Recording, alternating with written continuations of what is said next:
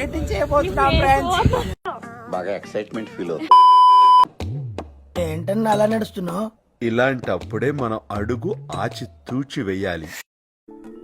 ఎక్కడో కొడుతుంది సీనా.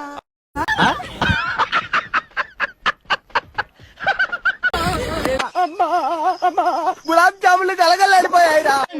ఏం కంగారు పడకు, నేను ఎక్కడ మొదటిసారి నేను చూడు ఎలా ఉన్నాను. అయినా ఇందులో భయపడటానికి ఉందమ్మా, వెరీ సింపుల్.